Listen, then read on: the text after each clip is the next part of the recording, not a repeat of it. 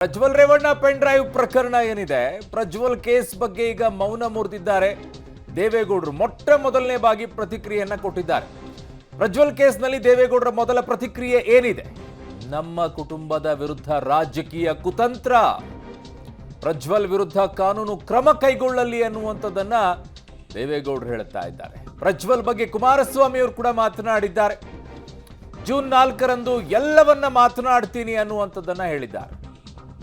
ಬೆಂಗಳೂರಿನಲ್ಲಿ ಮಾಜಿ ಪ್ರಧಾನಿ ದೇವೇಗೌಡರ ಹೇಳಿಕೆ ಮೊದಲ ಪ್ರತಿಕ್ರಿಯೆ ಇದು. ಇಲ್ಲಿಯವರೆಗೂ ಕೂಡ ಮೌನಕ್ಕೆ ಶರಣಾಗಿದ್ರು.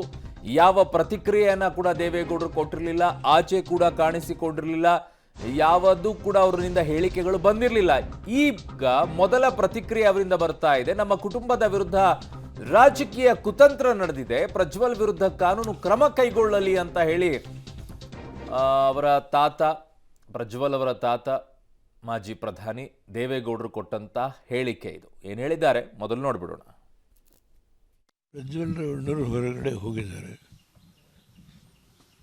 ಆ ಘಟನೆ ಬಗ್ಗೆ ಕುಮಾರಸ್ವಾಮಿಯವರು ಇಡೀ ನಮ್ಮ ಕುಟುಂಬದ ಪರವಾಗಿ ಕಾನೂನು ಏನಿದೆಯೋ, ಈ ದೇಶದ ನೆರೆದ ಕಾನೂನು ಏನಿದೆಯೋ ಆ ಕಾನೂನನ್ನು ಒಂದು ವ್ಯಾಪ್ತಿನಲ್ಲಿ ಏನೇನು ಕ್ರಮ ತಗೋಬೇಕು ತೆಗೆದುಕೊಳ್ಳೋದು ಸರ್ಕಾರದ ಜವಾಬ್ದಾರಿ ಹೇಳಿದ್ದಾರೆ. ಈ ಮಧ್ಯೆ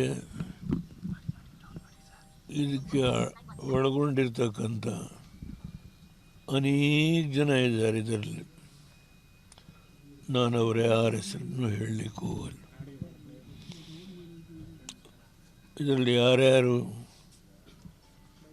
ಈ ಒಂದು ವಿಷಯದಲ್ಲಿ ಇನ್ವಾಲ್ವ್ ಆಗಿದ್ದಾರೆ ಅವರೆಲ್ಲರ ಮೇಲೆ ಕ್ರಮ ತಗೋಬೇಕು. ನ್ಯಾಯ ಜನತೆಗೆ ಸಿಗಬೇಕು. ಯಾವ ಹೆಣ್ಮಕ್ಳು ಇದರಿಂದ ಅಪಾಯಕ್ಕೆ ಸಿಕ್ಕಿದ್ದಾರೆ ಅವರಿಗೆಲ್ಲ ಪರಿಹಾರ ಕೊಡಬೇಕು. ಇದೆಲ್ಲ ವಿಷಯವನ್ನು ಕುಮಾರಸ್ವಾಮಿ ಬಿಡಿಸಿ ಹೇಳಿದ್ದಾರೆ. ನಾವು ಪ್ರಜ್ವಲ್ ಬಗ್ಗೆ ಕ್ರಮ ತೆಗೆದುಕೊಳ್ಳೋದ್ರ ಬಗ್ಗೆ ಯಾವ ತಕರಾರಿಲ್ಲ. ಪ್ರಜ್ವಲ್ ರೇವಣ್ಣರು ಹೊರಗಡೆ ಹೋಗಿದ್ದಾರೆ. ಆ ಘಟನೆ ಬಗ್ಗೆ ಈಗ ರೇವಣ್ಣವ್ರ ಬಗ್ಗೆ ಏನು ನಡೀತಾ ಇದೆ ಅನ್ನೋದ್ರ ಬಗ್ಗೆ ಕೋರ್ಟಲ್ಲಿ ಏನೇನು ನಡೀತಾ ಇದೆ ಅನ್ನೋದನ್ನು ನಾನು ಅದರ ಬಗ್ಗೆ ಕಾಮೆಂಟ್ ಮಾಡಲ್ಲ. ರೇವಣ್ಣವ್ರ ಬಗ್ಗೆ ಮಾಡಿರೋ ಅದು ಈಗಾಗಲೇ ರಾಜ್ಯದ ಜನತೆಗೆ ಗೊತ್ತಾಗಿದೆ. ಯಾವ ರೀತಿಯ ಕೇಸನ್ನು ಸೃಷ್ಟಿ ಮಾಡಿದ್ದಾರೆ. ಒಂದು ಕೇಸ್ ಮುಗಿದು ಬೇಲ್ ಕೊಟ್ಟಿದ್ದಾರೆ, ಇನ್ನೊಂದು ನಾಡಿದ್ದು ಜಡ್ಜ್ಮೆಂಟ್ ಇದೆ ಸೋಮವಾರ. ಅದು ಕೂಡ ಹೇಗೆ ನಡೀತು ಅನ್ನೋದ್ರ ಬಗ್ಗೆನೂ ನಾನು ಮಾತಾಡಲಿಕ್ಕೆ ವಿಶ್ಲೇಷಣೆ ಮಾಡಲ್ಲ. ಆದರೆ ಕುಮಾರಸ್ವಾಮಿಯವರು ಖಂಡತುಂಡವಾಗಿ ಈ ಘಟನೆಯ ಬಗ್ಗೆ ಯಾರನ್ನೂ ಸ್ಪೇರ್ ಮಾಡಬೇಕಾಗಿಲ್ಲ ಹೇಳಿದ್ದಾರೆ. ಓಕೆ, ನನ್ನ ಸಹೋದ್ಯೋಗಿ ಈಗ ನಾಗೇಶ್ ನನ್ನ ಸಂಪರ್ಕಕ್ಕೆ ಸಿಗ್ತಾ ಇದ್ದಾರೆ. ನಾಗೇಶ್, ಮೊಟ್ಟ ಮೊದಲನೇದಾಗಿ ದೇವೇಗೌಡರು ಪ್ರತಿಕ್ರಿಯೆಯನ್ನು ಕೊಟ್ಟಿದ್ದಾರೆ. ಇಲ್ಲಿಯವರೆಗೂ ಕೂಡ ಅವರು ಮೌನಕ್ಕೆ ಶರಣಾಗಿದ್ರು. ಇವತ್ತು ಪ್ರತಿಕ್ರಿಯೆಯನ್ನು ಕೊಡೋಕ್ಕೆ ಕಾರಣ ನಿನ್ನೆ ದೇವರಾಜೇಗೌಡರು ಮಾಡಿದಂತಹ ಆರೋಪನ, ಅಥವಾ ಇವತ್ತೇ ಅವರು ಆಚೆ ಬಂದಿದ್ದ? ನಾಗೇಶ್, ಅರುಣ್, ಇವತ್ತು ಮಾಜಿ ಪ್ರಧಾನಿ HD ದೇವೇಗೌಡ ಅವರ ಹುಟ್ಟುಹಬ್ಬ. ಹಾಗಾಗಿ ವೆಂಕಟೇಶ್ವರ ದೇವಸ್ಥಾನಕ್ಕೆ ಹೋಗಿ ಬಂದ ಬಳಿಕ ಮಾಧ್ಯಮದವರಿಗೆ ಇದೇ ಮೊದಲ ಬಾರಿ ಪೆನ್ ಡ್ರೈವ್ ವಿಚಾರವಾಗಿ ಭಾಳ ಸ್ಪಷ್ಟವಾಗಿ ಮಾಹಿತಿಯನ್ನು ಕೊಟ್ಟಿರುವಂಥದ್ದು. ಈ ಪ್ರಕರಣದಲ್ಲಿ ಪ್ರಜ್ವಲ್ ರೇವಣ್ಣ ವಿರುದ್ಧ ಕ್ರಮ ಕೈಗೊಳ್ಳಲಿಕ್ಕೆ ನಮ್ಮದೇ ಯಾವುದೇ ರೀತಿಯ ತಕರಾರಿಲ್ಲ. ಅವರಿಂದ ಸಂತ್ರಸ್ತ ಮಹಿಳೆಯರಿಗೆ ನ್ಯಾಯ ಸಿಗಬೇಕು, ಸರ್ಕಾರ ಈ ಕೆಲಸ ಮಾಡಬೇಕು ಅನ್ನುವಂಥದ್ದನ್ನು ನಾನು ಹೇಳ್ತೀನಿ. ಅದರ ಜೊತೆಗೆ ಈ ವಿಚಾರವಾಗಿ ಭಾಳ ಮುಖ್ಯವಾಗಿ ಕುಮಾರಸ್ವಾಮಿ ಯಾವುದೇ ಕಾರಣಕ್ಕೂ ಪ್ರಜ್ವಲ್ ರೇವಣ್ಣ ವಿರುದ್ಧ ಕಾನೂನು ಕ್ರಮ ಕೈಗೊಳ್ಳಬೇಕು ಅನ್ನುವಂಥ ಮಾತನ್ನು ಹೇಳಿದ್ದಾರೆ.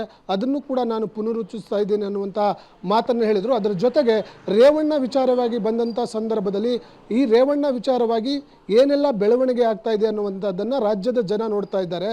ಅದರ ಜೊತೆಗೆ ಈ ವಿಚಾರವಾಗಿ ಕೋರ್ಟಲ್ಲಿ ರಾಜ್ಯದಲ್ಲಿ ಏನೆಲ್ಲ ಬೆಳವಣಿಗೆ ಆಗ್ತಾ ಇದೆ ಅನ್ನುವಂಥದ್ದನ್ನು ಕೂಡ ಹೆಚ್ಚಾಗಿ ಆಗ್ತಾ ಇದೆ ಅನ್ನೋದು ರಾಜ್ಯ ಜನ ನೋಡ್ತಾ ಇದ್ದಾರೆ. ಹಾಗಾಗಿ ಆ ವಿಚಾರದ ಬಗ್ಗೆ ಕೂಡ ನಾನು ಹೆಚ್ಚಾಗಿ ಕಮೆಂಟ್ ಮಾಡೋದಿಲ್ಲ ಅನ್ನುವಂಥ ಮಾತನ್ನು ಹೇಳಿದರು. ಅದರ ಜೊತೆಗೆ ರಾಜಕೀಯವಾಗಿ ದೇವೇಗೌಡರ ಕುಟುಂಬವನ್ನು ಕಟ್ಟಿ ಹಾಕುವ ತಂತ್ರ ಏನಾದರೂ ನಡೀತಾ ಇದೆ ಅನ್ನುವಂಥ ವಿಚಾರಕ್ಕೆ ಬಂದಂಥ ಸಂದರ್ಭದಲ್ಲಿ ಹೌದು, ಈ ವಿಚಾರವಾಗಿ ಮೇಲ್ನೋಟಕ್ಕೆ ದೇವೇಗೌಡರ ಕುಟುಂಬವನ್ನು ಕಟ್ಟಿ ಹಾಕಲಿಕ್ಕೆ ಎಲ್ಲ ಪ್ರಯತ್ನಗಳು ನಡೀತಿದ್ದಾವೆ ಅನ್ನುವಂಥದ್ದು ಈ ಬೆಳವಣಿಗೆಯನ್ನು ನೋಡಿದಂಥ ಸಂದರ್ಭದಲ್ಲಿ ಗೊತ್ತಾಗ್ತಾ ಹೋಗ್ತಾ ಇದೆ. ಹಾಗಾಗಿ ನಾನು ಕೂಡ ಈ ವಿಚಾರವಾಗಿ ಹೆಚ್ಚಾಗಿ ಮಾತಾಡಿದ್ದಿಲ್ಲ. ಈ ವಿಚಾರವಾಗಿ ರಾಜ್ಯಾಧ್ಯಕ್ಷರು ಕುಮಾರಸ್ವಾಮಿ ಅವರು ಬಹಳ ಸವಿಸ್ತರವಾಗಿ ಎಲ್ಲವನ್ನು ಕೂಡ ವಿವರಿಸ್ತಿದ್ದಾರೆ. ಮತ್ತು ನಾನು ಜೂನ್ 4ರ ಬಳಿಕ ಎಲ್ಲವನ್ನು ಕೂಡ ಈ ಲೋಕಸಭಾ ಫಲಿತಾಂಶ ಬಂದ ನಂತರ ಈ ವಿಚಾರವಾಗಿ ಸವಿಸ್ತಾರವಾಗಿ ಎಲ್ಲವನ್ನು ಕೂಡ ಮಾತಾಡ್ತೇನೆ ಅನ್ನುವಂಥ ಮಾತನ್ನು HD ದೇವೇಗೌಡರವರು ಹೇಳಿರುವಂಥದ್ದು. ಅರುಣ್.